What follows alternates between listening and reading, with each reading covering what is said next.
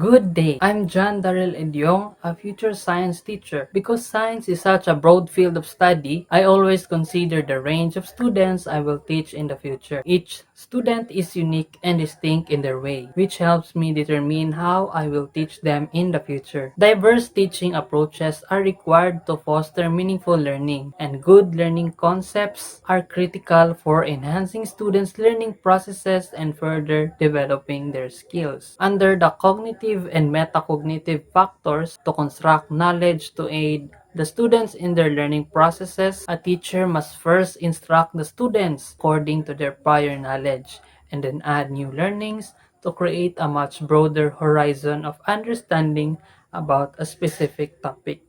In science, this could be done through a teacher's assessment of the student's knowledge about three states of matter and then move to another complex lesson, the classification of two types of bonding and knowing the electron dot structure.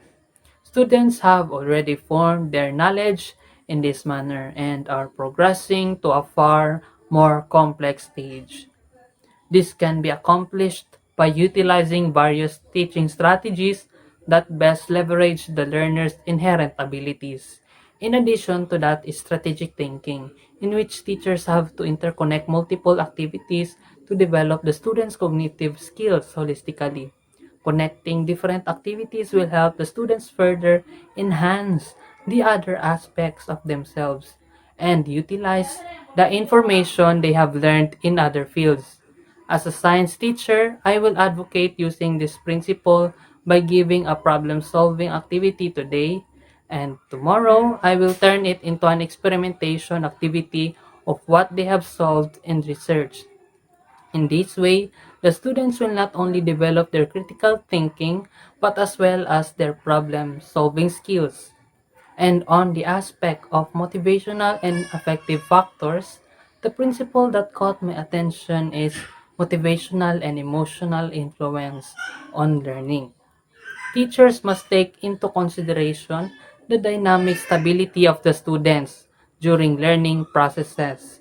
If a student's emotions fluctuate, I, as a teacher, must help them overcome their emotional challenges, comfort them that everything is fine, and provide the appropriate guidance. And on the aspect of developmental and social factors, I chose the principle of social influences on learning.